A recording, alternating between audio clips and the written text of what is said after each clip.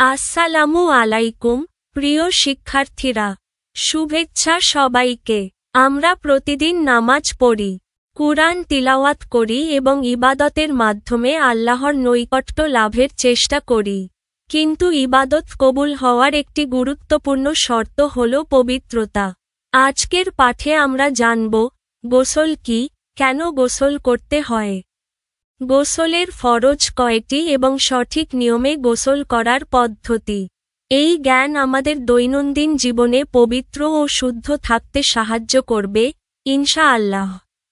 বইয়ের ২৬ নাম্বার পৃষ্ঠা খুলো, শুনবে এবং বইয়ের পাতায় চোখ রাখবে। তাহলে দেরি না করে চলো শুরু করি। পাঠ ৬, গোসল আল গুসলু। গোসল আরবি শব্দ, এর অর্থ ধৌত করা। ইসলামী শরীয়তের পরিভাষায় পবিত্রতা অর্জন ও আল্লাহর সন্তুষ্টি লাভের উদ্দেশ্যে পবিত্র পানি দ্বারা সমস্ত শরীর ধোয়াকে গোসল বলে।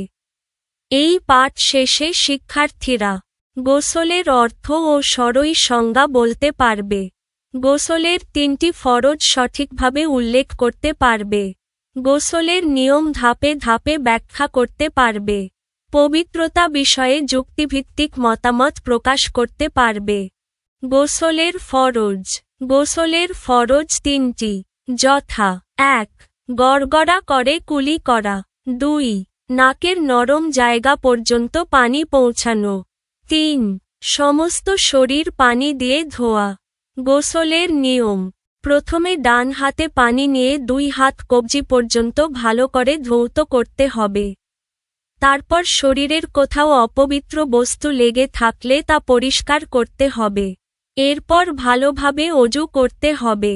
কুলি করার সময় কণ্ঠদেশে এবং নাকের ভিতরে পানি ভালো করে পৌঁছাতে হবে। অজুর পর মাথায় এমনভাবে পানি ঢালতে হবে যেন চুলের গোড়া পর্যন্ত পানি পৌঁছে যায়।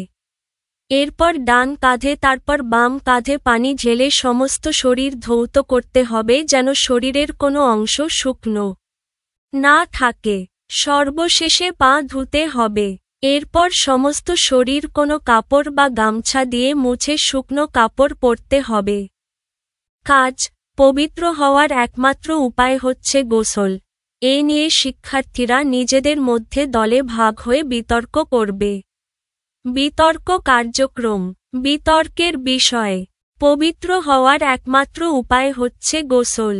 দল বিভাজন: শিক্ষার্থীদের ২টি দলে ভাগ করা হবে।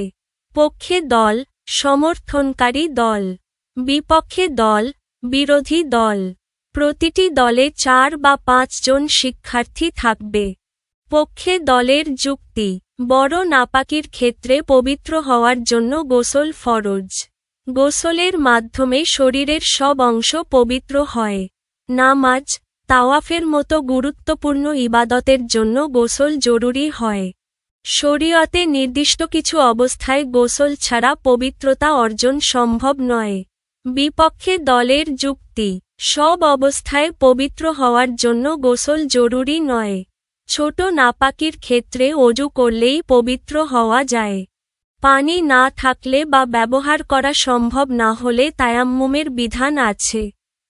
তাই পবিত্র হওয়ার একমাত্র উপায় শুধু গোসল নয়। শিক্ষক নির্দেশনা: প্রত্যেক শিক্ষার্থী সংক্ষিপ্ত ও স্পষ্টভাবে কথা বলবে।